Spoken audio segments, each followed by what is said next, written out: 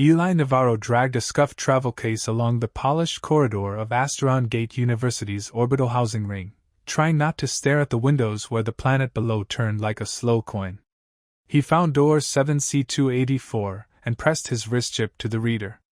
The panel chimed, the lock released, and he stepped into a common room washed in pale gold light. Someone stood at the far viewport, haloed by the sunlit curve of the world. She turned, and every coherent thought in Eli's skull rethreaded itself. Tall, poised, unmistakably not human yet gorgeously close, she had triangular fox-like ears tipped in white, a sweep of orange fur that softened into cream along her jawline, and eyes the warm amber of late autumn. Her hair, if it could be called that, was a velvet mantle of longer guard fur braided with silver cords. "Hello?" she said, voice bright and musical. "You're Eli Navarro. I'm Renna Solari of the Vulpine." Her smile showed neat human-like teeth and a hint of the sharper canines beneath. Before Eli could reply, a door slid open. A second roommate emerged in a flurry of blue holograms. She was human-adjacent as well, tawny skin patterned with faint opalescent filaments under the surface like starlight through water, short black curls, and eyes so gray they were nearly mirror. "Maris Day," she said. "Systems cognition track. Don't mind the models, they're time-sliced." Eli set his bag down, heart knocking. "I thought my room block was human." The housing board rebalanced the lottery. Renna replied, ears flicking once, curious, not hostile. "They're testing whether mixed units form faster cooperative norms." The door chimed again. A woman in student housing orange strode in with breezy authority. "Lena Ko, Integration Program Coordinator." "Eli, you're in the right place. Your profile flagged high resilience and cross-cultural aptitude. Also," she added, tapping her slate, "your mechanical engineering complements Renna's xenobiochemistry and Maris's computational strategy. I think you three are going to surprise each other." "I didn't sign up to be a surprise," Eli muttered, then flushed because it sounded more brittle than he felt. Renna stepped closer, sent a quick spark of citrus and something woodwarm. "Surprises can be good, Navarro." Her tail, sleek and flame-bright, made a soft question mark behind her. Maris flicked a hologram off. "There's tea, and there's a window. Those solve half of all problems." Lena grinned. "I'll leave you to it. Orientation packets in your inbox. Welcome to Asteron Gate." Eli looked from the window to the two not-quite-humans and felt the thinnest thread of something complicated and promising pull tight inside his chest. They toured the compact suite, 3 sleeping nooks radiating off a common, a micro-galley, a fold-down workbench already colonized by Maris's glassy circuits. Renna's corner was tidy but full of texture, woven straps, tiny vials, a polished bone comb. A low shelf held a row of seeds nested in clay. When Eli returned from stowing his clothes, Renna stood waiting in the common. Her ears angled forward, her tail swayed once, slowly. "There is a Vulpine custom," she said. "We name it a hearth vow. It is, not binding like your laws, but it is shaping." Maris looked up from a wrist rig, interested. "You're doing it already?" Renna's amber eyes flicked to Eli. "If he allows." She lifted a hand, claws retracted, palm bare. "May I place my hand to your sternum, over your heart? You can step back, then nothing happens. If you remain, I promise protection and aid. In exchange, you accept we are kin under this roof." Eli swallowed. It wasn't fear, exactly, more the feeling of a doorway opening into bright weather.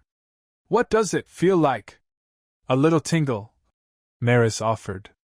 "And occasionally someone brings you soup at inopportune times." "That was once," Renna protested.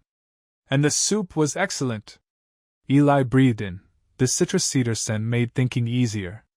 "Okay," he said and didn't move. Renna's palm settled over his shirt. A warmth bloomed, spreading like a held note. For a heartbeat, and just a heartbeat, Eli sensed something from Renna that was not words. A bright fox-quick care, an iron resolve tamped under manners, a fierce gladness at sharing a roof. Her tail curled around her own ankle, a Vulpine sign of focus. I place a hearth vow, she said formally. I hold you as housekin, I keep watch, I share food, I stand with you in trouble. So speak the fur and the flame. Eli let out his breath. Thanks, he managed. I don't know your customs, but I want to do right by them. You already did, Maris said. You chose. Renna stepped back, ears easing upright. Now we eat, she declared. Vows are best with food. They cobbled dinner from ration noodles, Maris's startlingly good egg sauce, and Renna's savory greens paste that tasted of smoke and spring. Eli listened to them argue amiably about condiments, and for the first time since leaving Earth, felt a floor beneath his feet that might actually be home. By end of week 1, Eli knew the rhythms. Maris woke to silent stretches and a precisely timed burst of music as she mapped her day. Renna greeted morning with a palm pressed to the window and a whispered phrase in Vulpessa, a thanks to light and warmth. Her tail made a small looping flourish every time. Eli, who had always just got up, found himself making coffee for 3 and setting out bowls without being asked. Renna collected things. Not like hoarding, more like a series of thoughtful micro-offerings. A shimmer of foil from the machine shops. It looks like a fish scale, she explained, eyes bright. A packet of spice from a station vendor. For your noodles, housekin. A seed. Always a seed. Vulpessa carry gardens, she said when Eli asked. Even if only in pockets. Where we go, life follows. Maris organized in layers so elegant they resembled chaos from any single angle. When she studied, the air peppered with half-transparent models, battle networks, ecological feedback loops, transit lattices, except she was in species relations, not warcraft, and her battles were misaligned incentives, freight priorities, and food deserts across the Mu-Eri corridor. You're fighting with math, Eli said, admiring. Always, Maris replied deadpan. Math rarely sues. It might have gone on quietly like that, new customs, learning each other's tolerances for noise and light and mess. But the message arrived 2 weeks in, a ping on Eli's slate from an old friend in the human-only dorm. A friend, and once upon a time almost more, Anna Pike. Her text was short, need to talk. It's about those people you're living with. Eli read it twice. Renna's ears angled, reading him without reading his screen. Bad news? Old news with teeth, he said. Maybe I should go see what she wants. Invite her here, Maris suggested. Fewer ambushes in your own kitchen. Renna's tail flicked. And I can make tea. He smiled despite the flurry in his chest. Okay. Tea and math versus Anna Pike. What could go wrong? They picked a neutral spot, the long, airy corridor outside the learning domes, where traffic was constant and tempers usually stayed cool. Eli arrived with Renna and Maris flanking him, one smelling of citrus and cedar, the other crackling with a quiet storm of thought. Anna stood with 3 human classmates, including Jace Ritter from Mechanics Lab. Eli, she said, relief and irritation braided together. You got my message. I did, he said. What's this about? It's about getting you out of there. Jace cut in. Before they mess with your head. Renna's ears folded back a fraction. Her tail went still. Maris's fingertips flexed like a pianist considering a difficult piece. No one is messing with anything, Eli said. We're just living. Anna's gaze flicked to Renna's ears, then to the pale line of a claw sheath visible when Renna shifted her hand. She claimed you, didn't she? It's a hearth vow, Renna said evenly. Chosen, not imposed. Humans don't do vows with strangers, Jace snapped. We do them with gods, jobs, and sports teams, Maris murmured. Strangers are almost an improvement. A crowd had started to gather, students in every color of the species chart. Eli felt his mouth go dry. He did not want a spectacle. He also didn't want to leave the field to Anna's fear. Anna, he said gentler. Renna's vow means if I'm late for dinner, someone checks I'm not dead. It means there is always extra soup. It means when my project breaks, Maris stays up and models alternatives until 3 in the morning. That's not control. That's community. Community is humans with humans, Jay shot back. We're outnumbered up here. Renna stepped forward one pace, tail low and slow, a Vulpessa posture of non-threatening attention. In a forest, she said, one species trees will nurse another with root-shared sugar after a storm. No one calls the birch a traitor for feeding fur. This isn't a forest, Jace said. Everything is a forest if you zoom out, Maris replied. Enough, Anna said, voice tight. Eli, please. We miss you. Come back to E-Block. You can request a transfer tonight. Eli looked at her, at the worry written across a face he had once planned around. He looked at the ring corridor bending into star-bleached distance, at Renna's steady amber eyes and Maris's tilted head, and the way the gathered students held their breath. I'm not leaving, he said, surprised at the calm in his own voice. I chose this. I'm better because of it. A small cheer bubbled from the crowd. A ripple of chittering, humming, a Kratari wing shiver like bells. Anna flinched at the sound, Jay scowled. But the moment had crested and moved on. They left with promises to talk later. Eli watched them go, sadness and relief braided tight. Renna exhaled, ears unfurling. You said it well? Thanks, he said. Let's get the tea we didn't make. Weeks folded into a routine that felt less like performance, and more like breathing. Eli learned to read Renna's tale, quick lash for mischief, soft sway for contentment, spiral tuck for problem solving. He learned that Maris's silences had flavors, iron for concentration, paper-thin glass for grief, cinnamon for delight. One evening, Maris cleared the table and set down an object in a simple cloth wrap. Renna found it in an exchange vault, she said. It has history. Renna's ears angled in shy pride. A Concord prism, she explained. Old Vulpessa? We used them to test whether bonds tended toward harmony or conflict before we braided our lives. If 2 or 3 touch it and the light runs clear, it's a good match. Eli glanced from the cloth to their faces. Is this for us? It's for curiosity, Maris said lightly, though her mirrored eyes had softened. And maybe for courage. Renna unwrapped the prism.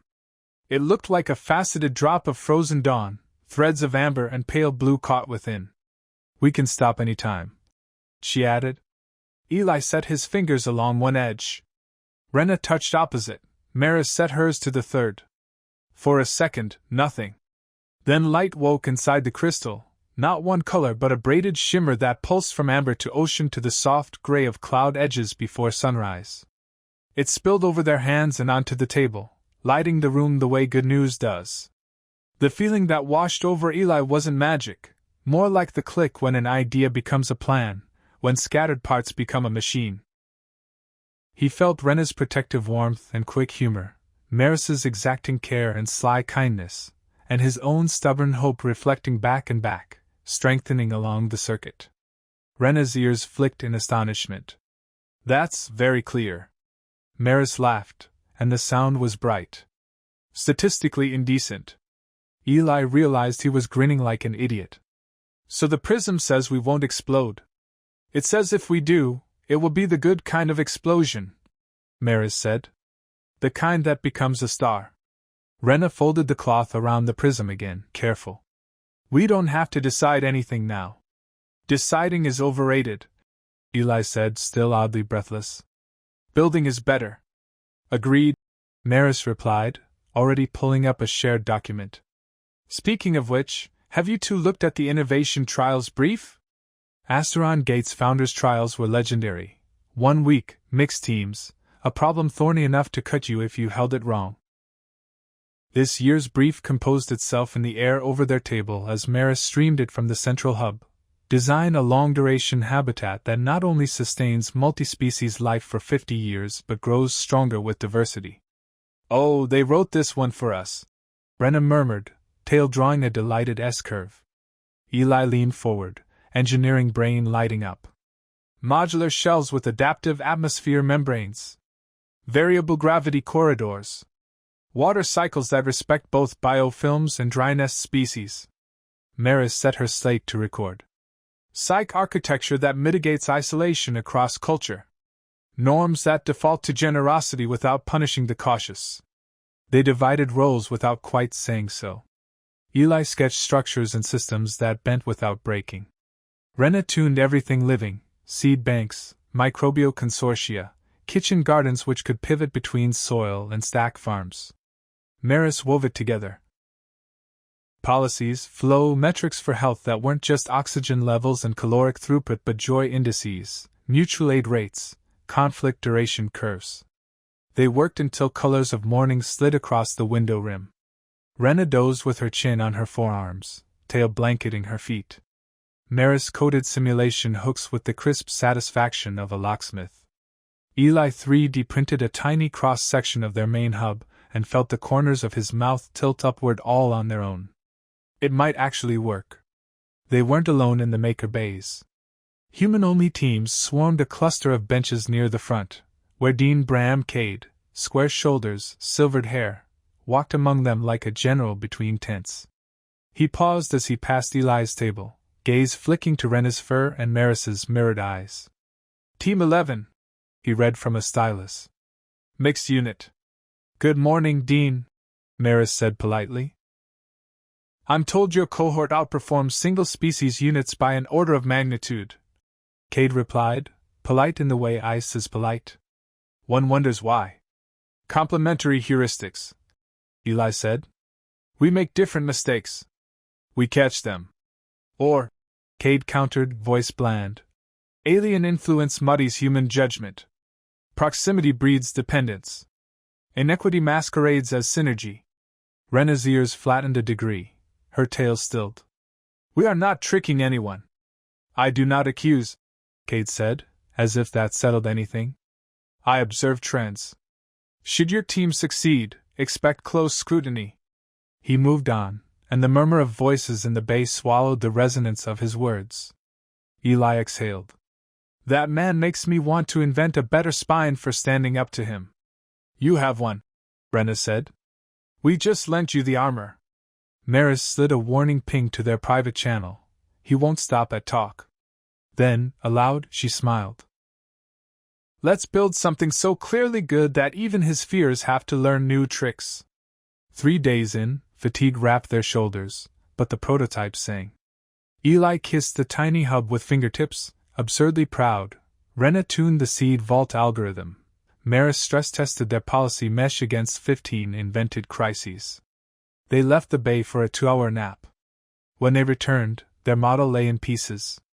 Not knocked, opened, pried along seams only a builder would find. Circuits gutted. The seed vault's memory core missing. Renna inhaled sharply, her ears flattened hard to her skull, her tail bristled into a comet. Maris went very, very still. Eli crouched, throat tight. We can't rebuild in 2 days. We can, Renna said, voice low and steady, a dangerous kindness. Differently. Maris's fingers moved, already pulling security logs. Admin override, she said. Masking through a faculty tether. It'll take days to prove. Then we don't spend days proving, Eli replied. He stood. The part of him that had always jury-rigged bikes from broken ones and turned leftover bolts into furniture woke like a second sunrise. We make it so good they'll have to sabotage us twice. They rebuilt ugly but brilliant. Where the taken seed core had been a polished cube, Eli printed a spiderweb of housings that flexed with temperature drift. Where the atmosphere modulator had been delicate, Renna rerouted it through a moss bed that doubled as art. Maris slashed their policy stack by half, keeping only the rules that unfroze stuck systems fast. Other mixed teams drifted by, quiet and furious and helpful. Someone pressed a spool of filament into Eli's hand. A forearm Tarati molded carbon foam into a brace better than anything Eli had made. A human first-year wordlessly slid them a pack of biosafe gel. They finished at 3:11. The model looked like a thing built by people who had been hurt and chose, anyway, not to be cruel. Renna rested her forehead briefly against Eli's shoulder. Thank you for staying. Eli swallowed around a lump he refused to call tears. Housekin, he said. Remember? Maris simply laced her fingers through both of theirs and squeezed once. Presentation day smelled like ozone and courage. They wheeled their rebuilt model onto the dais. Judges from 6 species regarded them with the careful attention of gardeners considering grafts. Team 11, the moderator intoned. Eli cleared his throat, felt Renna steady at his right and Maris a precise warmth at his left, and began. Harmony isn't the absence of difference. It's design that makes difference valuable. We call our habitat the orchard. He showed modular trunks, core corridors with sap-like data and water flow, and branch pods that configured themselves for gravity, light, and atmosphere shapes. Renna nested her hands near the seed web. Every arrival adds to the bank. Our vault tracks not just species genomes but cultural crops, memory seeds, stories tagged to plants so a child can grow their grandmother's tea. Her tail made a contented loop. Maris projected their policy lattice. Conflict is normal. We assume it. So Orchard defaults to repair, microgrants for cross-culture projects, standing time at Council for Minority Voices, automatic decompression rituals after station-wide events. Systems that make generosity cheaper than suspicion. The judges asked hard questions. A human admiral with a scar down her cheek leaned forward. Some argue mixed teams borrow cognition from non-humans. Did alien influence inflate your capability? Eli smiled, feeling the answer arrive like a tool finding a bolt. We didn't borrow cognition, he said. We borrowed perspective. My engineering didn't get better because Renna changed my mind. It got better because she changed the problem. She asked how the moss would sing inside the vent, and suddenly my duct was a choir. Renna's ears twitched, pleased. Maris added softly, if anything, human stubbornness kept us from polishing the wrong surface. A Kratari judge clicked approval. The admiral sat back, expression unreadable. They stepped down to applause that felt like sunlight. The auditorium was a bowl of breath and hope. Coordinator Lena co-read the judge's findings first. No evidence of illicit enhancement, clear evidence of collaborative advantage, recommendation to expand the integration program. A noise rolled through the room that wasn't quite a cheer yet. And the winner of the Founders' Trials, Lena said, for a design that improves with diversity rather than tolerating it. Team 11, Eli Navarro, Renna Solari, Maris Day, The Orchard. Renna launched into Eli with a hug that smelled like orange peel and cold stars. Her tail wrapped his calf in joy. Maris's laugh shook like a chime. They climbed the stage together. Say a few words? Lena asked, offering Eli the mic. He looked at the sea of faces, furred and scaled and smooth, old friends and new strangers. When I arrived, he said, I thought I was here to learn machines. I didn't expect to learn that my house could be a forest, or that 2 people not born on my planet could feel more like home than any building I grew up in. Murmurs soft. Renna's ears angled, listening as if to rain. Some fear what they are not, Eli continued. But fear is not a compass. It's a weather report. You check it, you pack a coat, and then you go outside together and build something worth the trip. He lifted the small crystal trophy, facet echoes of the Concord prism glinting. This isn't proof that mixed teams are magic. It's proof that difference, invited and designed for, makes us strong. The cheer rose like birds. The party in Earring Common drifted sweet and slow. Food from 6 worlds lined the counter. Someone strummed a 10-string lute. Renna taught a trio of humans how to read tail grammar, badly. There were many polite misunderstandings. Maris held court at the table with a bowl of candied seeds, designing governance experiments with anyone who sat down. Later, after the last guest had left, and the window showed only the slow lantern drift of station traffic, the 3 of them sat on the floor with their backs to the couch. The Concord prism lay between them, rapt but present like an attentive cat. What happens next? Eli asked, words soft in the hush. Renna smoothed the cloth's edge, claws barely brushing fabric. Vulpessa have rings, she said. Not like yours, perhaps. Stones set to carry warmth between bonded folk. We gift them when we mean to make a path together, not just a camp. Maris tipped her head. We don't have to name anything. But naming is sometimes a bridge. Eli looked at them both, at the bright-furred hunter-gardener who carried seeds in her pockets and the mirror-eyed modeler who could tune a riot into a meeting. He thought of the vow at his heart, and the machine they had made out of trust. I'd like a path, he said. And a camp. And a stubborn garden. Renna's ears lifted in a delighted curve. Then I have something, she said, and placed a small box in his hands.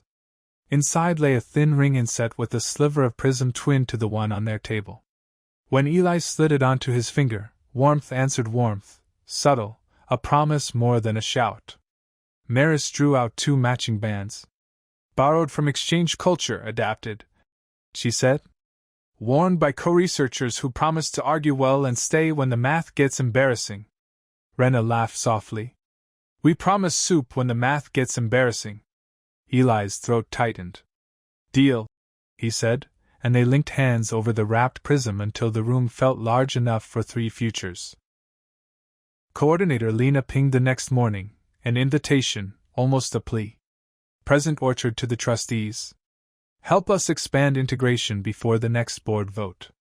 There will be resistance. There was.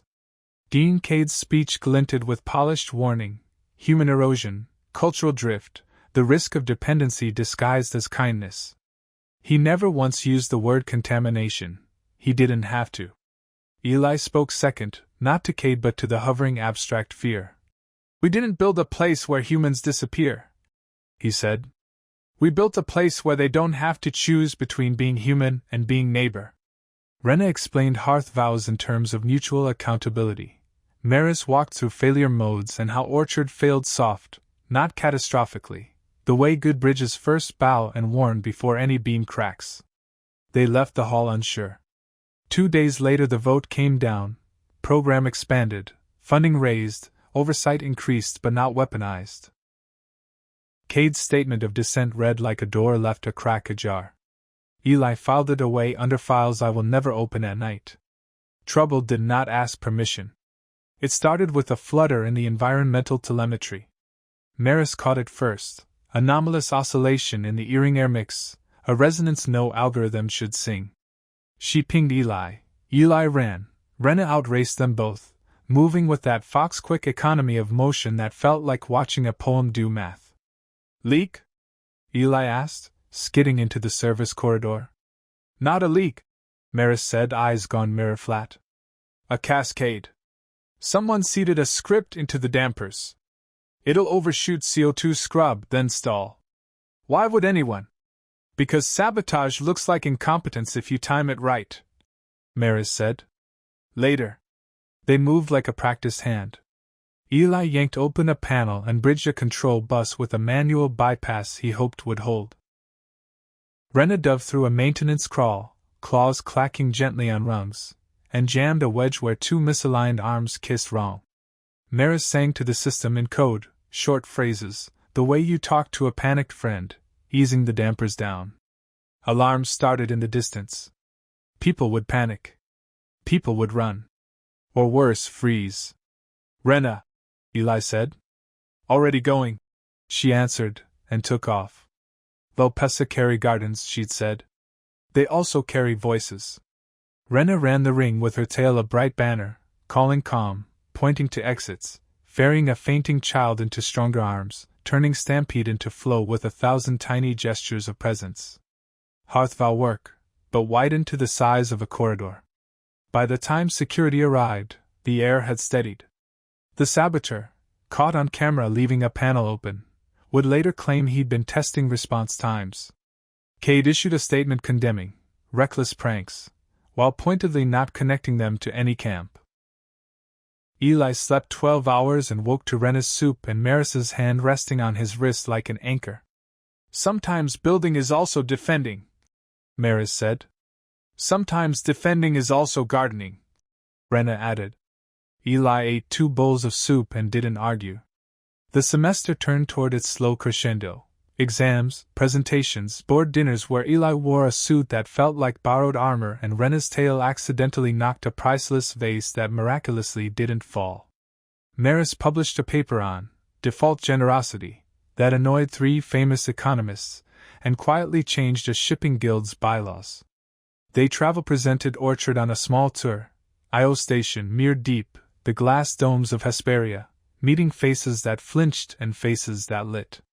On Hesperia, a child with moth silk hair touched Renna's tail and giggled. On Mere Deep, a gruff human quartermaster pressed Eli's shoulder and said, "Took me too long to learn what you're saying out loud." At night, in tiny guest pods or under borrowed ceilings, they shared fruit and silence and the wordless chord of the Concord warmth. No one asked for definitions anymore. They grew. On the evening they returned to Asteron Gate, station night made the ring a black ribbon studded with ships. They stood at their window and let the quiet be big. "What do you want next?" Eli asked, voice low so the stars wouldn't startle. Maris's smile tilted, small and real. "A cohort of students who never had to unlearn fear the way we did." Renna's ears tipped toward the glass. "A garden big enough that people can get lost in it and still feel found." Eli considered the engineering answer. Grant proposals, better printers, a dedicated lab, and then let it be simpler. "Breakfast," he said. "Together. Tomorrow. And the day after. Until the day we can't, and then we'll figure out why." Renna laughed, tail curling soft around his ankle. Maris slid an arm around both of them. The Concord warmth pulsed, steady as a heartbeat, bright as a stove left on for friends. The forest was 3 people wide at that moment. It was enough to begin. They were halfway through a lazy breakfast, Renna shredding dried sunfront into Eli's eggs, Maris rebuilding a model of freight tax flows with chopsticks, when the message arrived. Renna's slate flickered a pattern he hadn't seen before, a foxtail spiral of amber and white. Her ears tipped forward. "From Denwood," she murmured. Home? Eli asked. "Clan home," she corrected gently, already reading. Her expression didn't harden, it simplified. "The matriarch calls for a fox moon moot. Some elders are uncertain about the hearth vow with a human. They asked me to present you both." Maris set the chopsticks down so precisely they clicked in chorus. "This is politics. This is family," Renna said. "And yes, the subset where family behaves like politics." Eli swallowed coffee that had gone unhelpfully cold. "What would we have to do?" "Listen. Answer. Show care," Renna said. Her tail drew a small steadying loop. "There may be trials, rituals more than tests. Nothing meant to wound." Maris tilted her head.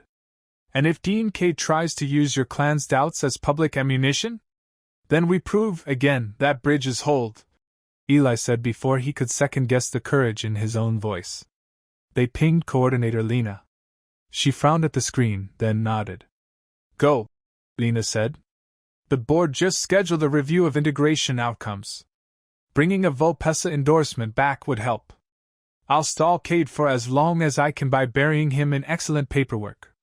Renna leaned across the table, fingertips warm on Eli's wrist. "Thank you for coming. Housekin," he said, and then more. Maris checked transit windows. "There's a shuttle in 2 hours. Pack for weather that smells like oranges in winter." Renna's ears perked, pleased. "You have a talent for metaphors." "I have a talent for listening to you," Maris said deadpan. Renna's tail made a pleased S-shape anyway. The shuttle to Vulpessa space was a long pedal of metal and math. They strapped in. The station fell away, the black unfurled. Renna pressed her palm to the port. "The space between smells like warm penny and snow," she said. "To Vulpessa, I mean." Her ears angled toward Eli. "What does it smell like to you?" "Like the inside of a clean toolbox," he said. "And oranges. Now that you said it." "Like paws," Maris added. "Right before music." Halfway through the burn, the screens hazed. The pilot's voice went low and level. "Solar event off Denwood's primary. We'll skim the edge." Eli's hands itched for a panel he had the right to open. Mitigation? Ride it, the pilot replied. Unless you can convince a star. Renna's fur lifted under the harness. Not fear, alertness. Vulpessa in the old stories sang storms down by singing to each other, she murmured. The truth under that story is simpler. We breathe together and make choices small enough to matter. Then breathe with me, Maris said. She pulled up the shuttle's public diagnostics and began speaking soft math, timings, tolerances, the way numbers hum when they agree. Eli watched the oscillation, saw the resonance that could throw a coupling into a tantrum, and grinned despite himself. Give me 15 seconds, he said, unbuckling only enough to reach a service access. He slid a shim into a brace that had far too much play and laced it with emergency filament. The next wave hit. The ship groaned like a tree in wind, and held. Renna laughed, a fox-bright sound that made the storm feel smaller. Housekin, she said like a blessing. When the shimmer cleared, Denwood filled the port, amber continents veined with silver rivers, cloud belts like brushstrokes. Renna's shoulders eased. Welcome to where my tale learned to write. Denwood's air tasted like citrus and cedar peeled with cold fingers. The clan settlement lay in a shallow vale, roofs curved like leaves, paths braided in patterns Eli could tell meant something and couldn't read yet. Everywhere, orange, fur and banners and fruit, punctuated by white and black and the green of precise gardens. A small fox child barreled toward Renna, tail so fluffy it seemed to have its own weather. Renna crouched, caught the blur, spun her once. Kiri, she said, bright with home. Have you broken anything important today? Only boredom, Kiri declared. Her gaze popped to Eli and Maris. Humans, she sniffed, unabashed. They smell like metal tea and paper rain.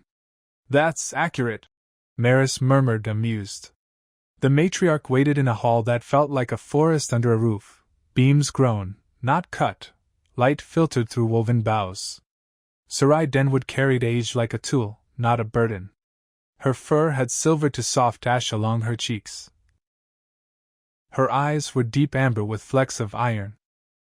Renna, she said, and the single word unfolded into welcome, inquiry, rebuke withheld for later. You bring housekin and heart questions. Renna bowed, tail low. Matriarch. This is Eli Navarro, who builds bridges and stoves.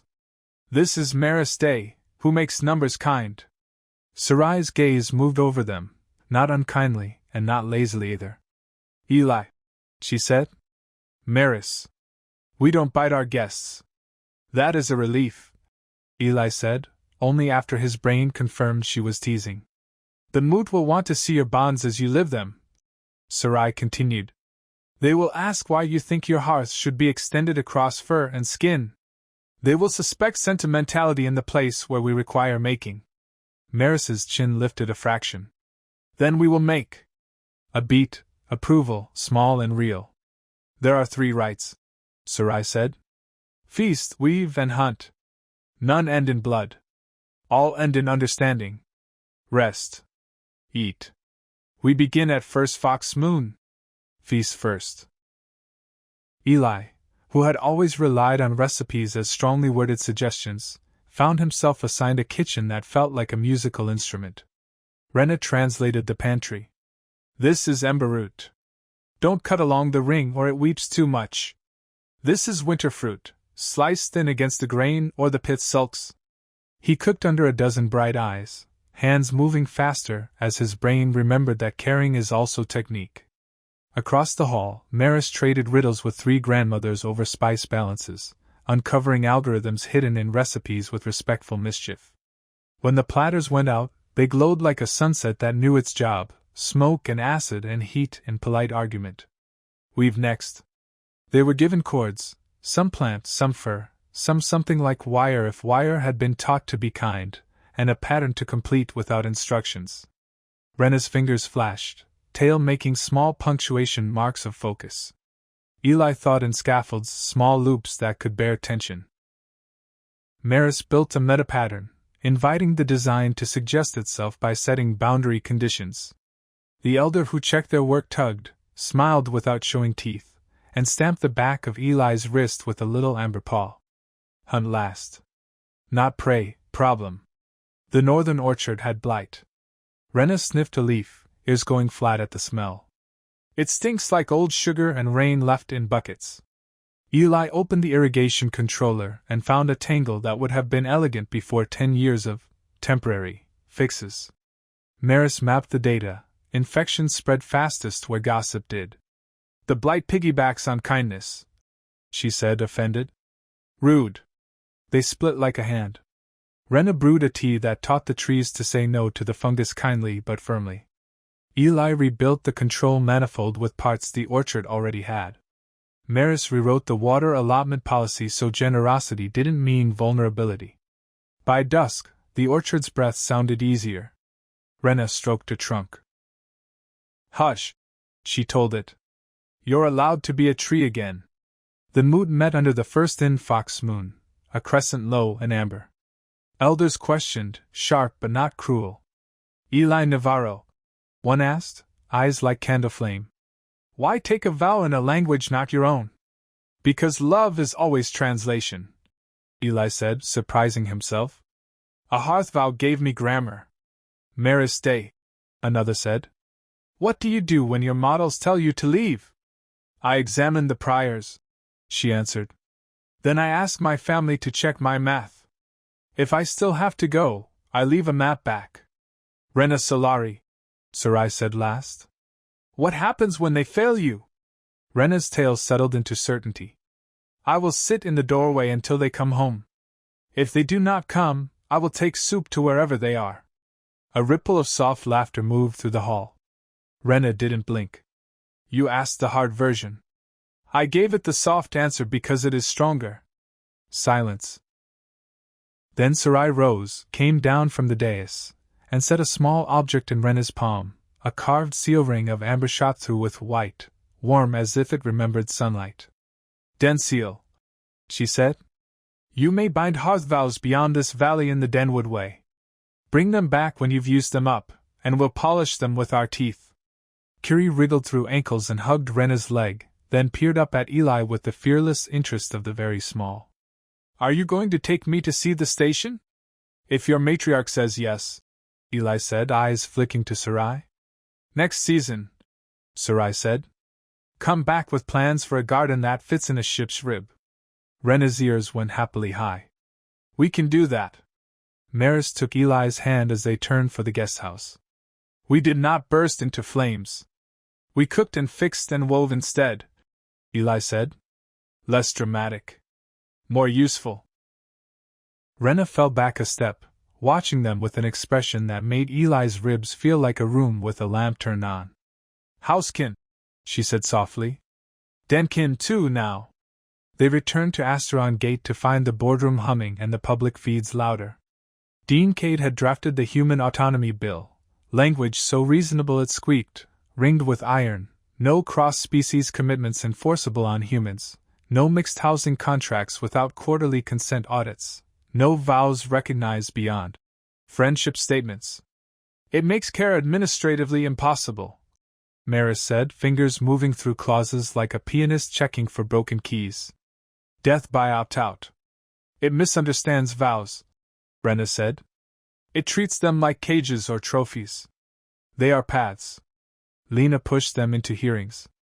Eli spoke of stoves, not stars, of the way a hand on your shoulder can be infrastructure. Renna described how a hearth vow curbs possessiveness by making responsibilities explicit. Maris brought data, injury rates down in mixed units, dispute resolution faster, grades up only insofar as stress down. Cade's reply wrapped fear in maternal instincts. Protect our people from being too generous, he urged. Protect them from becoming background in someone else's story. Eli almost laughed. I've never been more foreground in my life, he said quietly into a mic that carried his voice farther than his comfort, and exactly as far as needed. Sharing a roof didn't erase me. It taught me what to do with my edges. The bill made it out of committee limping. It would come back. Fear never retires. It just changes fonts. The first cases looked like stress. A human first year stopped showing up to meals. A Kratari dancer forgot all the steps. A Vulpessa cook left bowls half filled and stared through steam. No fever, no lesions. Just less. Maris named it across a page of time series graphs. Sable quiet, she said. A low-slung, species-agnostic hush. It spreads along social edges where isolation was already hungry. Renna smelled corridors like a doctor checks pulse. It smells like damp cloth and closed windows. She murmured, troubled. Not rot. Not danger. Just stuck.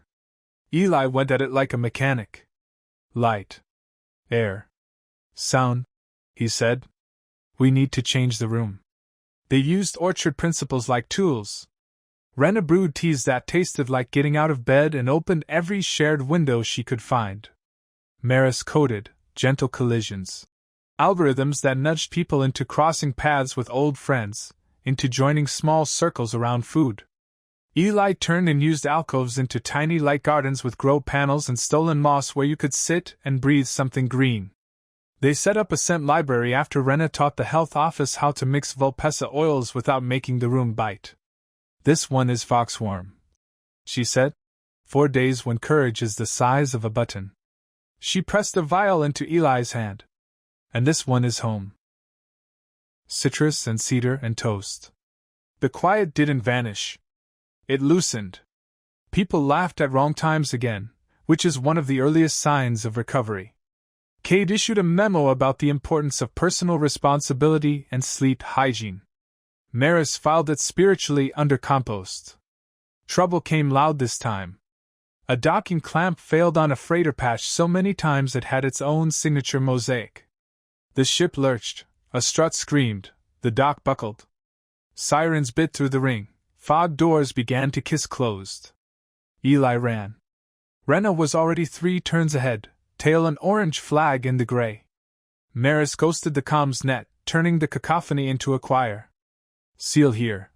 Eli barked, slapping patch foam onto a seam. Not there. There is a pressure equalization, you'll make it mad. Children, Renna said, and people moved aside. She ducked under a half-closed door and came back with 2 little ones, a Kratari girl with shimmer wings and a human boy in 2 big boots. You did so well, she told them, kneeling so her eyes were level. You followed the green arrows. Your feet are geniuses. The boy hiccuped a wet laugh. Maris rerouted evac flows from a clogged corridor and layered in a lullaby from 6 cultures at once over the PA because sometimes adults need to be sung to so they remember which way is steady.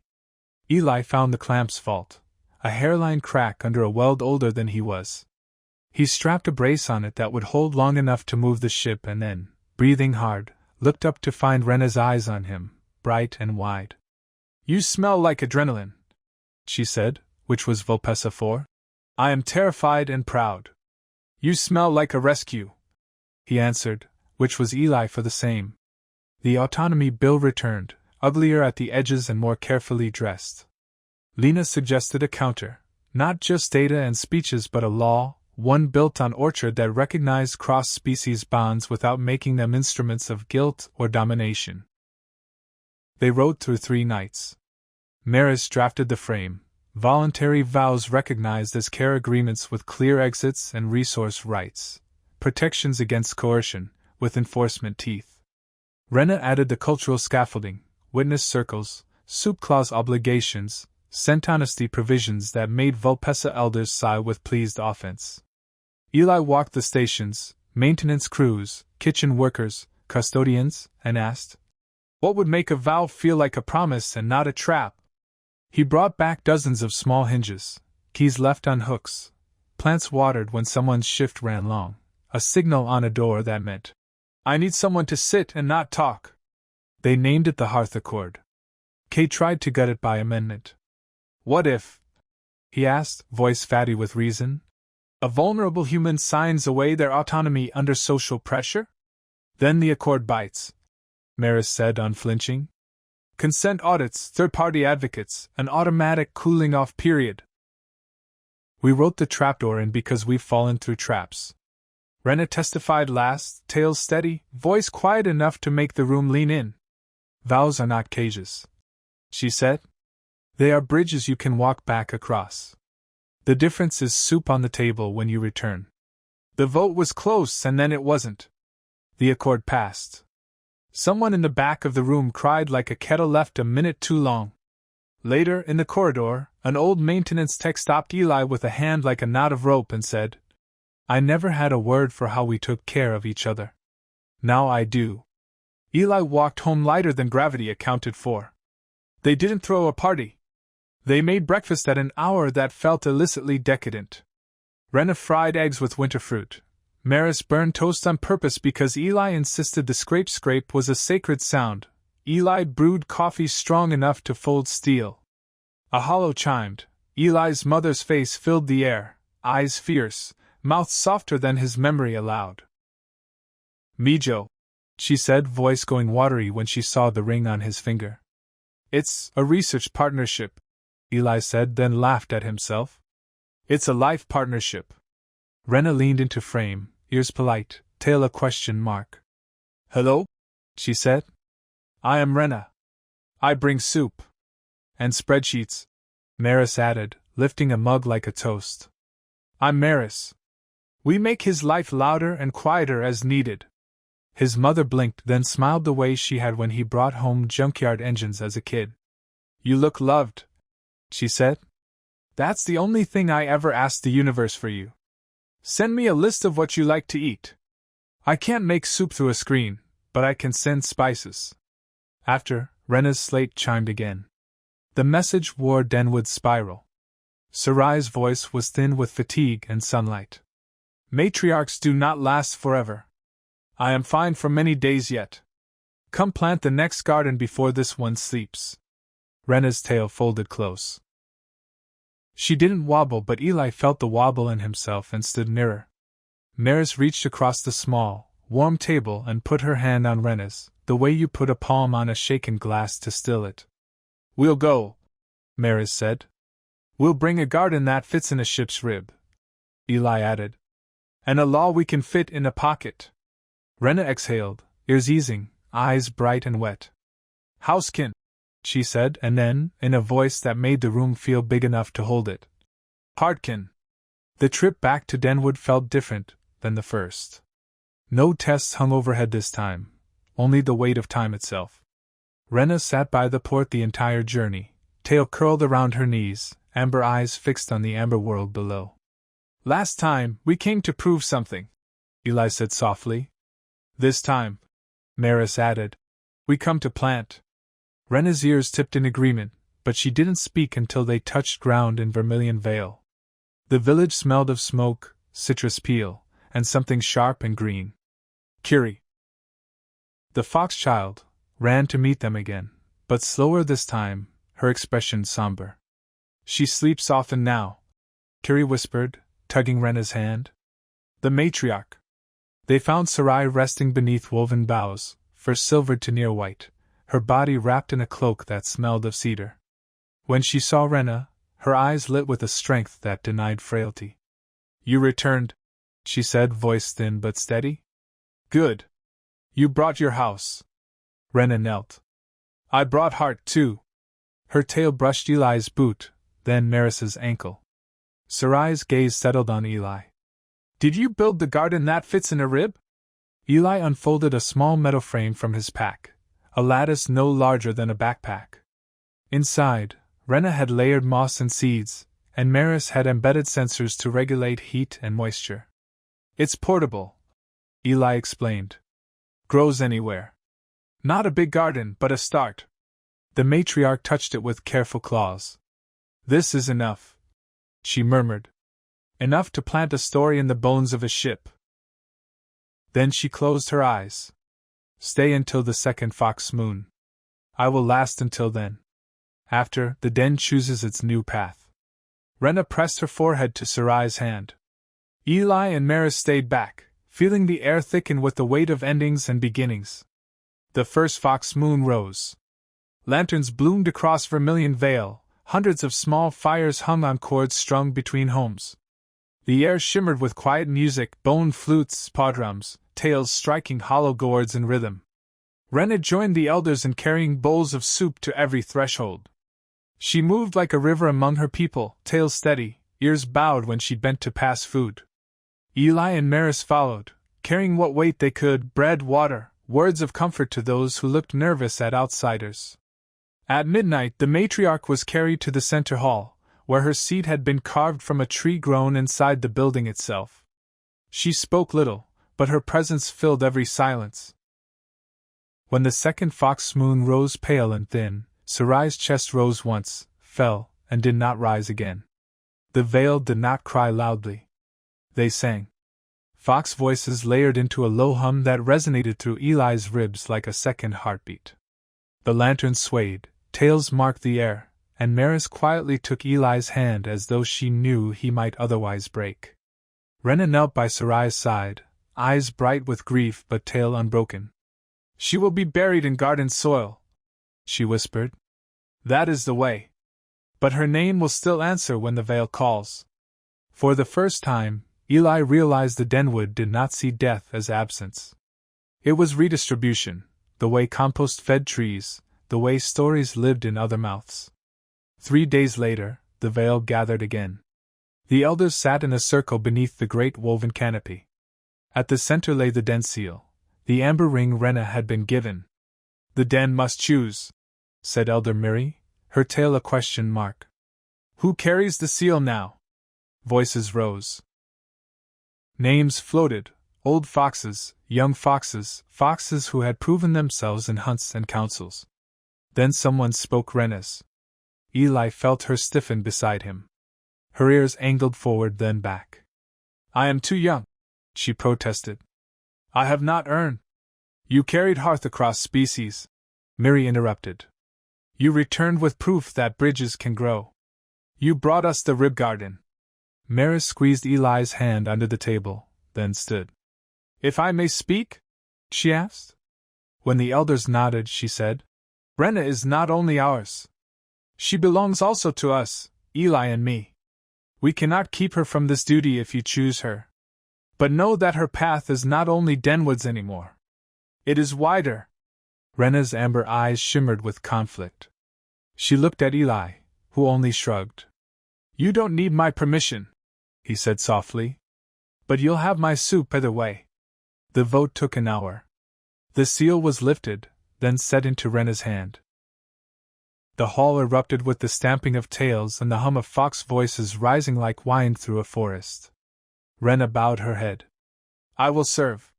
But I will not do it alone. This den stretches into space now. Our hearth is larger than our valley." Eli's chest tightened with pride so fierce it ached. Maris only whispered, "Now the galaxy has a fox at its heart." The funeral ended, the seal chosen, and the veil turned to living. The portable rib garden became their focus, planting moss, seeds, and seedlings in the lattice until it shimmered with quiet green. "You've made it practical," Elder Miri said. "Now show us how it travels." Eli mounted it to a cargo sled. "A rib in a ship, a corridor wall, a corner of a dormitory, it carries. And because Maris tied the sensors to smell and touch, you'll know when it needs more water or less heat just by brushing a panel." Renna stroked the moss. "A garden that tells you how it feels," she said. "This will change how ships think of space." Kiri bounced on her toes. "Can we plant one on the station?" "We can plant dozens," Eli promised. They stayed another week, teaching the Veil how to replicate the design. When they finally prepared to leave, the shuttle's hold was filled not with their luggage, but with a dozen rib gardens destined for Asteron Gate. As the shuttle lifted, Renna stood at the viewport, her tail looped around Eli's wrist. "Now Denwood grows wherever we carry it," she whispered. "The matriarch is still planting." They returned to chaos. Dean Cade had launched a new campaign, this time not against the integration program directly, but against Orchard. He stood in the board chamber, voice clipped and sharp. "These so-called rib gardens are Trojan horses. They carry alien influence into human spaces disguised as plants. They are indoctrination by root and leaf. Eli nearly choked. "They're lettuce," he muttered to Maris. "Lettuce can be dangerous if you're afraid of salad," she replied dryly. Renna's ears angled forward like drawn bows. "He fears what he cannot own." Lena called them to testify. Eli hauled in a rib garden and set it on the table. "This is what he's afraid of. A portable ecosystem. It purifies air, feeds small communities, and makes rooms feel less like coffins. If that's a threat, maybe the threat is loneliness, not lettuce." Maris added data. Stress rates dropped by 15% in any room with a rib garden installed. Renna spoke last, tail steady. "This is not infiltration. It is generosity. A den does not shrink when it shares. It grows." The room buzzed. Even the skeptical trustees couldn't help leaning closer to the garden, breathing deeper. Cade's face was thunder. He knew he was losing, but his eyes promised this would not be the last battle. After the session, Eli whispered, "He's going to try something worse."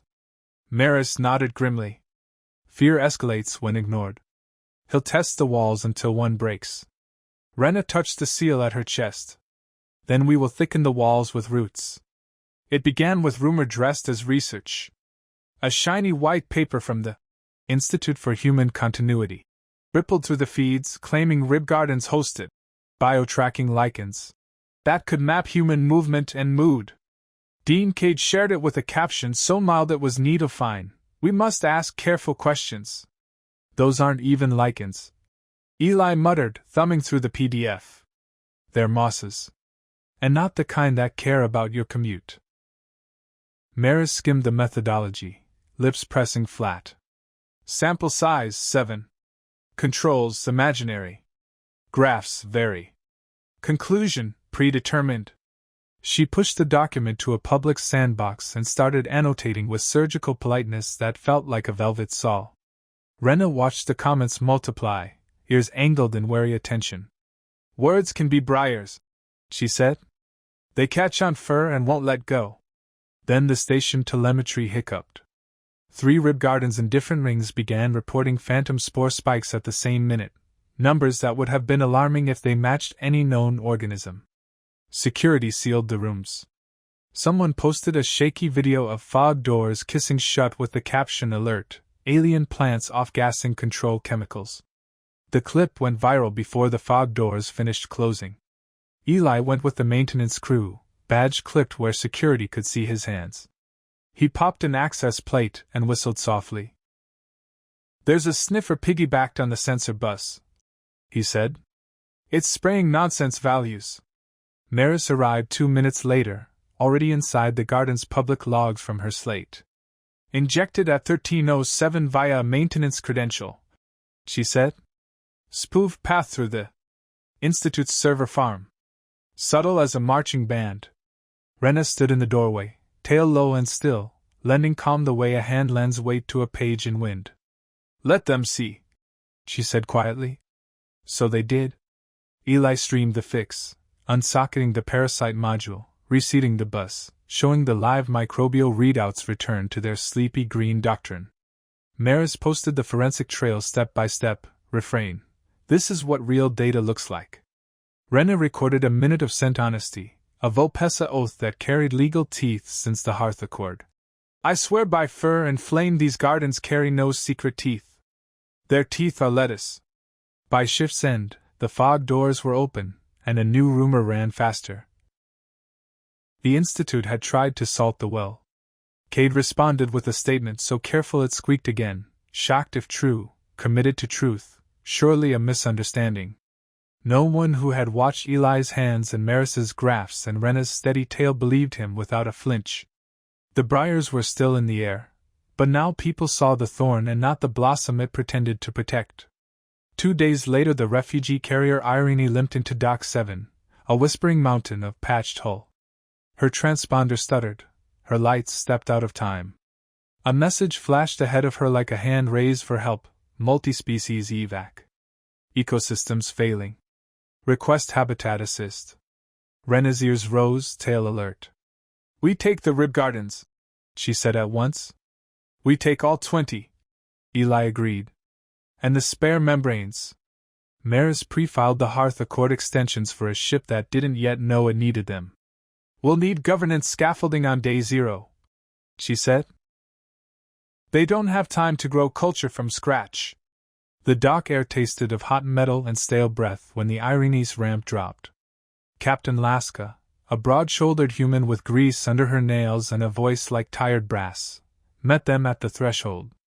Behind her, corridors showed the ache of long travel, scuffed walls, sleeping pallets in places once meant for cargo, plants yellowed to parchment. We ran out of sunlight before we ran out of mouths, Laska said, a bleak joke. You're the orchard people? We're housekin who build stoves and forests, Renna replied, bowing just enough to respect and not enough to waste time. Show us your lungs. They walked the ship's breadth, scrubbers gasping, humidity lurching from desert to swamp between bulkheads. A nursery carved from an old tool locker held 4 species of small, all with the same wide stare. A prayer strip hung above a door where the paint had flaked to a map of an ocean no one on board had ever seen. Eli set the first rib garden in a corridor where the air moved like a tired sigh and bolted it through a rib as promised. Renna opened the seed pack like a liturgy. Maris tagged the panel to the ship's battered network with redundancy so generous it felt like an apology. Within an hour, damp green smell began to unroll through the hallway like new music. We'll need a commons, Maris said, eyeing the traffic lines of human, Kratari, Vulpessa, and 3 she didn't yet have names for. A place for encounters that don't turn into emergencies. Laska rubbed a hand over her jaw. We have a cargo bay with nothing left in it but ghosts. Perfect, Eli said. Let's give the ghosts chairs. They called the bay the clearing. Eli hung drift nets from ceiling trusses and laced them with glow filaments so the light fell like sun through leaves. Renna lined the walls with rib gardens until the room smelled like a planet pretending to be a room. She invited children to press their palms to moss and listen with their hands.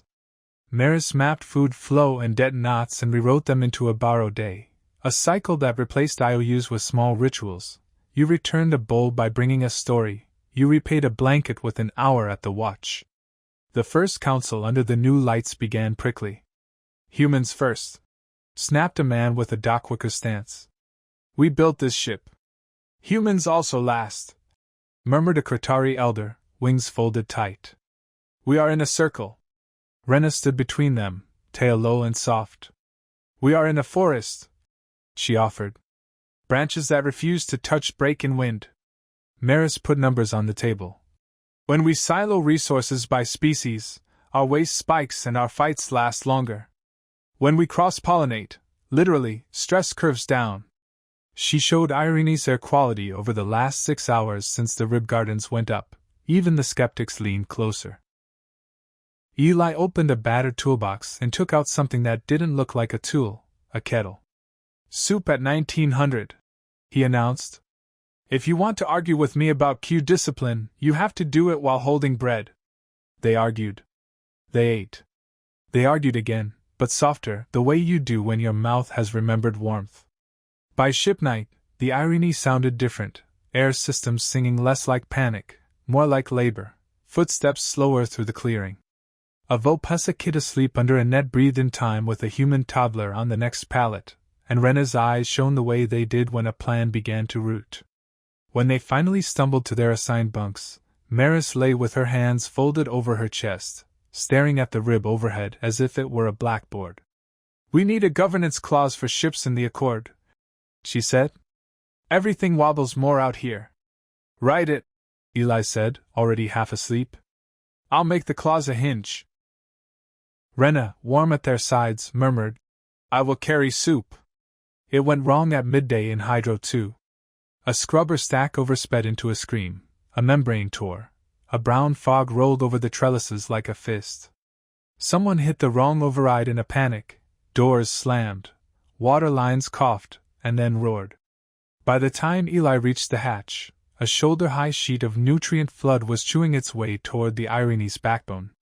Renna was already inside, fur slicked to her arms, tail tied at her waist like a lifeline. Children! She shouted over the roar, voice pitched to the register all species here when they are very small. A cluster of them clung to a trellis like stricken birds. Hands to me, paws to me, yes, good, faster, beautiful feet. Maris hit the wall panel and swore. The emergency map is a drawing of someone's hope. None of these valves exist. She glanced once at Eli.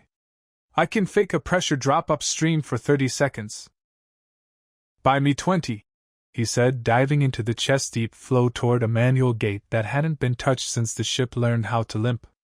A valve wheel resisted like a story that doesn't want to be told. Then it grudged a quarter turn, then another. Maris sang numbers into her mic, making pressure heal for just long enough to keep the membrane from ripping open like a wound to space. Renna, moving with the economy of a hunter who knows the forest floods every spring, ferried the last 2 children across on a piece of trellis and set them in the doorway with a tail-tip pat. Stay. She turned back for an old man who'd fallen and refused to leave the pepper vines he'd coaxed from nothing. We'll replant, she promised, breathless. Plants are stubborn. Like you? By the time the flood slowed to a sulk, the room looked like a river that had remembered it was a corridor. Eli slumped against the valve, wiped brown water from his face, and grinned at the ceiling because sometimes the only alternative is to cry. Logs? Maris asked once everyone standing was counted and everyone shaken was held. Dirty, Eli said. But they'll talk. They did. The overspeed command had come from a handheld 3 corridors away, routed through a burner ident and wrapped in the same syntactic perfume the Institute used when it wanted to look like mathematics. The intent had been simple: break a system, let fear do the rest. Captain Laska stood in the clearing that night, soaked to the knees and furious in a way that cooled rather than burned.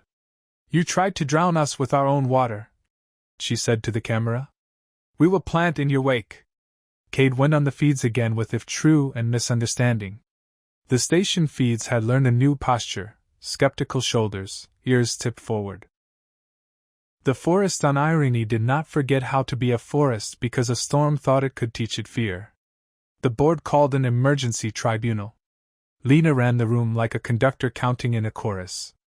Evidence threaded the air: packets, timestamps, the sniffer module's manufacture trace. Maris walked the board through the sabotage like a patient teacher. Here is the tool.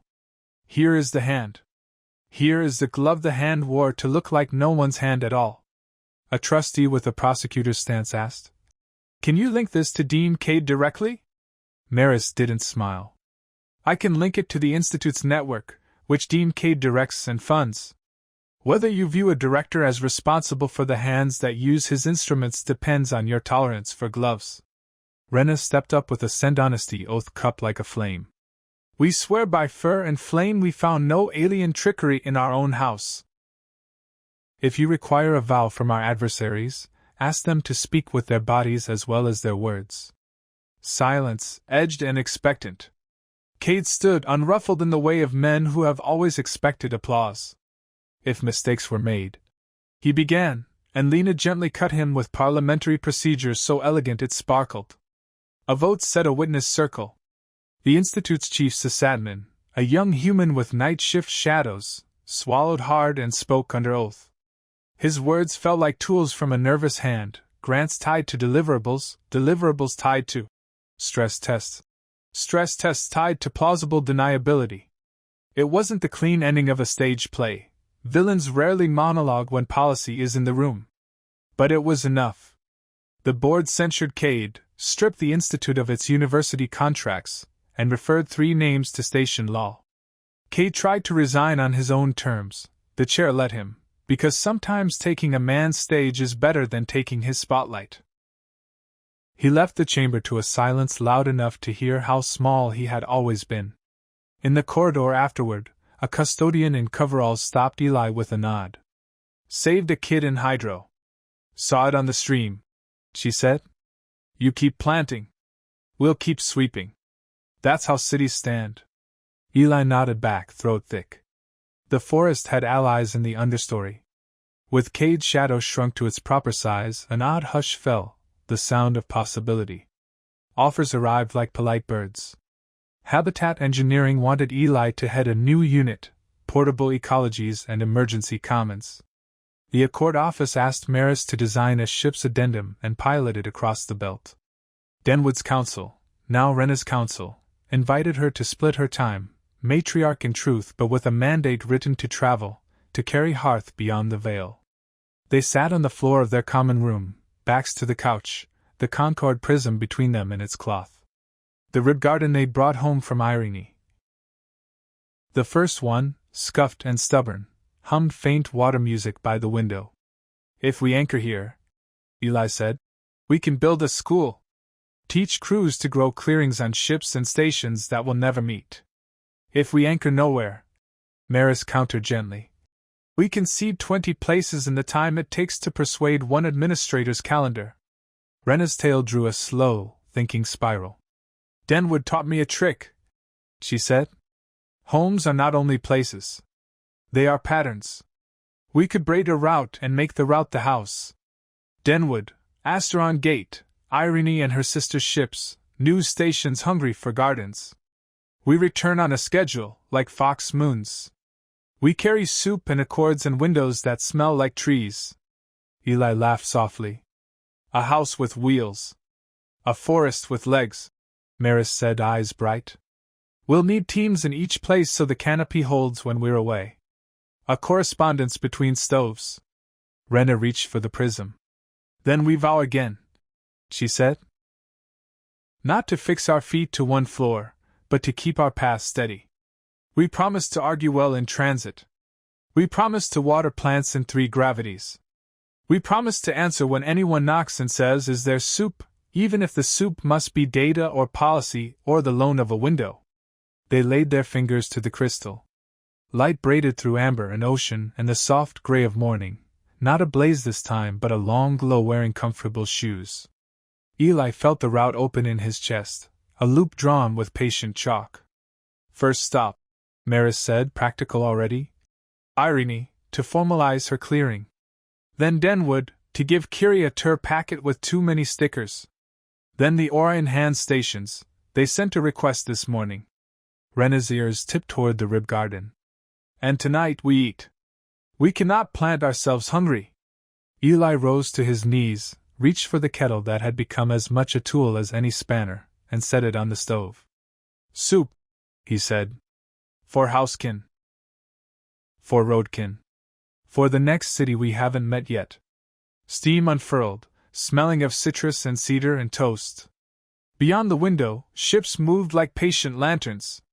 Between them, a route drew itself, not a straight line, but a living braid, stitched by vows and gardens and the quiet courage of 3 people who had decided that home was something you carry, and also something you give away. They left Asteron Gate aboard the Kindred Path, a modest courier refit with space carved for rib gardens and fold-down bunks. Eli couldn't stop grinning at the absurdity: a workshop, a soup kitchen, and a research lab stuffed into a ship barely large enough to host a proper card game. Renna padded through the corridors with her tail brushing walls like chalk across a blackboard. "It smells lonely," she said, sniffing the recycled air. "We will fix that." Maris was already mapping their loop. "We can anchor here every 2 months," she said, tapping Denwood. "Irene gets 3 stops in the cycle until her systems stabilize. The Orion Hands chain has requested 5 rib gardens, but only if we can prove they don't eat tax credits." Her tone was dry enough to leave marks. Eli had his hands buried in a junction box, hair mussed and grin wide. "Then we'll teach them how soup is cheaper than panic. Numbers don't argue with full bellies." Renna crouched beside him, her fur brushing his arm as she peered in. "Numbers don't argue with foxes either. They simply curl up and purr when treated gently." The Kindred Path launched with little ceremony, just a wave from Lena at the dock and a message packet of official approvals. But as the stars slid by, Eli realized something fundamental. For the first time since leaving Earth, he didn't feel like a visitor. The ship itself was theirs. A house, but one with wheels. Their first return to Asteron Gate carried a passenger. Kiri, foxchild of endless energy and questions, granted temporary leave by Denwood's council. She stood on the viewing platform, tail fluffing out like a banner, eyes wide as the station's rim unfurled below. It's upside down, she declared, pressing her nose to the glass. And also right side up. How do you not fall off? Centripetal force, Maris explained. But you can just call it spin magic until you're 10. Curie gasped, tail whipping. Spin magic! I knew it! Eli crouched beside her, pointing to a docking arm. That's where Irene is birthed now. We'll take you to her clearing. Remember the moss? Yes. The moss told me it was thirsty. She bounded in place. I want to ask if it's less thirsty now. Renna's ears angled fondly. Remember, moss answers slowly. You must be patient. Curie tilted her head, solemn for half a heartbeat. Okay. I'll be patient very fast. In the clearing, children of half a dozen species swirled around Curie like a tide. She showed them how to press palms to moss and hum softly until the dampness kissed their skin. Eli watched, heart tight, as suspicion melted into giggles. A Kratari fledgling declared her Mosskeeper. Curie preened as if crowned. Later, curled in their bunk aboard Kindred Path, she whispered to Renna, I want to live on a ship when I'm big. Renna stroked her ears. You will live where your heart grows gardens. Ships are gardens too. The Orion Hands outpost was nothing like Denwood's Valley or Asteron's polished rings. It hung above a rocky moon, scaffolds and tin corridors bolted together in a geometry born of desperation. The docking clamps squealed like angry gulls when they latched onto Kindred Path. Captain Venn met them at the hatch, a lean woman with grease-slick hair and a tired laugh. We heard you're carrying miracle moss. She. Renna placed her palm over her heart. We bring hearth, she said. Not cages, not tricks. Just gardens and soup. Maris unfolded her slate, projecting graphs across the cavern wall. Stress markers down. Accident rates down. More babies survive their first year when the air smells like moss instead of metal. That's not ideology. That's biology. Skepticism softened but did not vanish. Then folded her arms. You'll forgive us if we watch closely. Please do, Maris said sweetly. We're most impressive when supervised. By nightfall, the commons smelled of damp earth. Eli bolted a rib garden into place, and Renna seeded it with fox-quick hands. When the first green shoot unfurled, the insectid clacked twice, a sign, Eli would later learn, of cautious approval. That night, Captain Venn asked for soup. That was when Eli knew the outposts might become more than scaffolds. 2 weeks later, trouble found them again. A distress ping from Quarantine Ring 12. A medical isolation station left adrift after funding dried. 50 residents, Maris reported, scrolling data. Half with compromised lungs. The station's filters are beyond patching. Renna's fur bristled. Air is not optional. We go. Docking was grim. The station smelled of antiseptic layered over exhaustion. A medic in a stained coat met them at the hatch. If you've come to lecture about budget cuts, save your breath. We need air. Eli walked the corridors, hand dragging across walls that whispered fatigue. The filters wheezed like old men. They don't need patching, he said grimly. They need replacing. We don't have the parts, the medic snapped. We have gardens, Renna corrected gently. She set a rib garden in the central ward, tails swaying with purpose. Plants are not filters. They are lungs that like to share. Maris overlaid a new airflow map, rerouting circulation to draw through the moss. Not perfect, she admitted, but enough to buy time. Within hours, the air lost its edge of rust. Patients sat up straighter, children laughed once instead of coughing. Eli found himself holding a filter cake black with years of service and thought of Kay's words, unfair advantage. If survival was unfair, then fairness had no business here. That night, the residents gathered in the ward to thank them. Renna translated the moment into fox speech later, tail curled around Eli's arm. They have made us housekin, she whispered. Even if the house is borrowed. The call came through a scatterband, raw and jittering. Maris caught it first, sitting cross-legged on Kindred Path's floor, untangling station requisition forms like threads. Her slate hissed with static, then words. Clyros 9, filters gone, 73 souls, children. Eli looked up from the rib garden he was repotting. Location? Outer belt, Maris said, already triangulating. 3 days if we burn hot. Renna's ears flattened. 3 days without lungs is 3 days too long. The choice wasn't really a choice. Captain Venn of Orion Hands offered spare fuel cells. Denwood sent encouragement in the form of a message sealed with cedar scent. Even Irene pulsed a burst of data, songs from her children to keep them company in the black. They burned hard. Kindred Pass shuddered, but Eli whispered to her panels the way you calm a spooked horse. Maris calculated optimal approach vectors on half-sleep and stubbornness.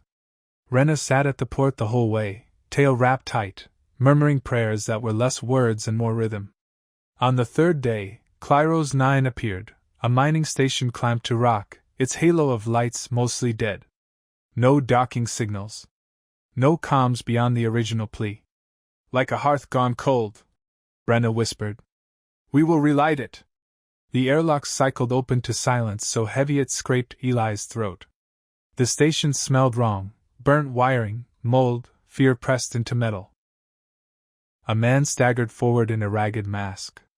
His voice rasped. We thought no one was coming. Renna touched his arm, her claws feather-light. We are here. Breathe slow. Inside, corridors were choked with makeshift tents.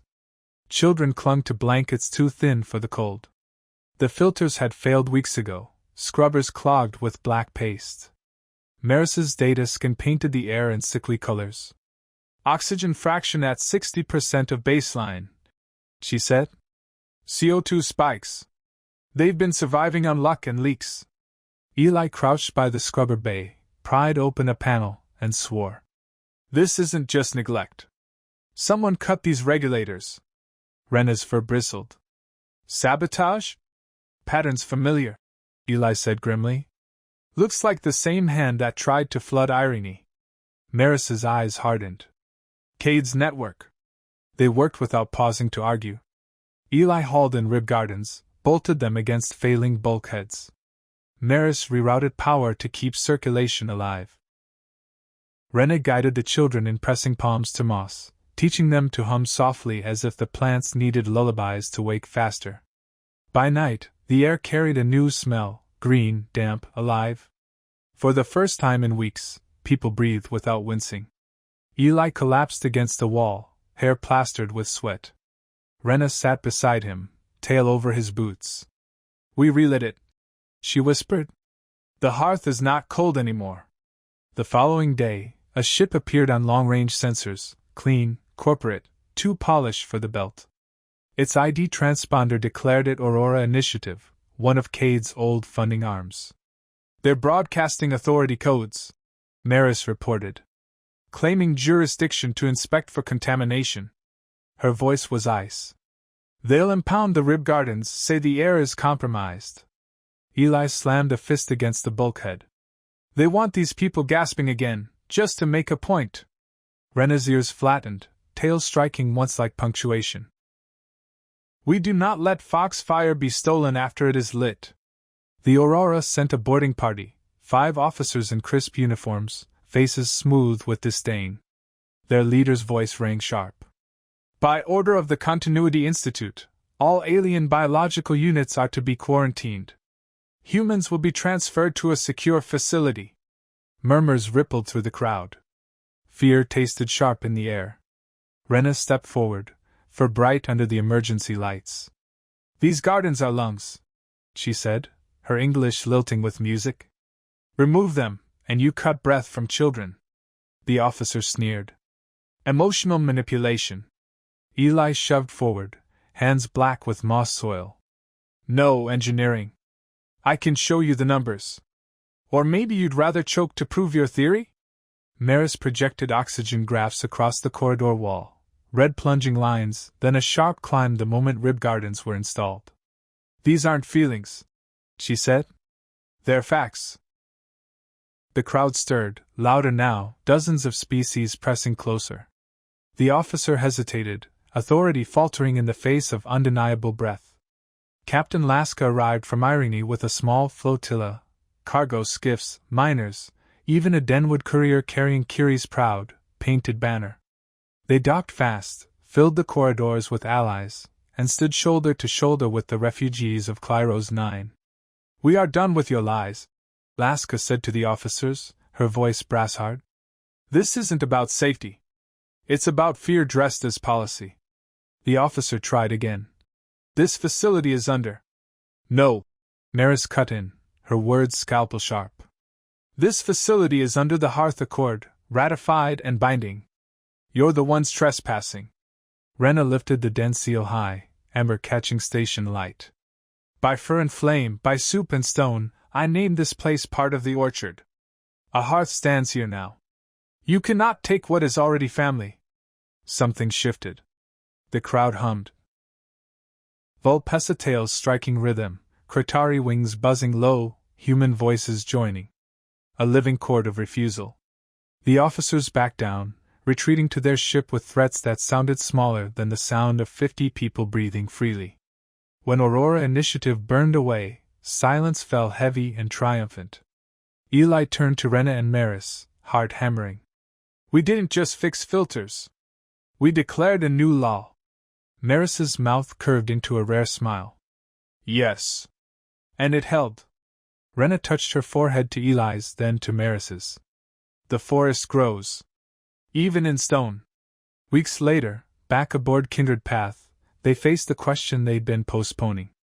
Maris spread a star map across the table, points of light blinking where Rib Gardens now lived: Denwood, Asteron Gate, Irene, Orion Hands, Clyros 9. "Every stop is asking for more. We can't seed all of them at once. We need to choose." Eli leaned back, grease still under his nails. "We could anchor at Asteron. Build a proper school. Train teams to take this farther than we can." Renna's ears flicked. "But if we anchor, roots harden. Forest grows tall but not wide." Maris tapped Denwood's star.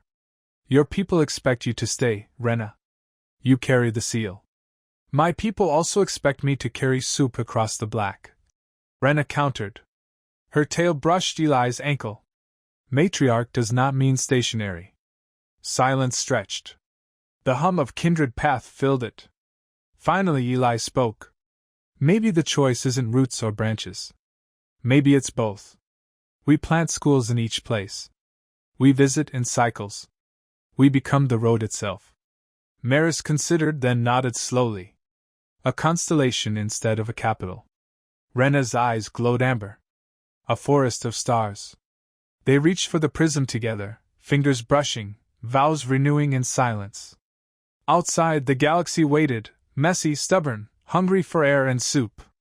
And they, improbable housekin, were ready to carry it.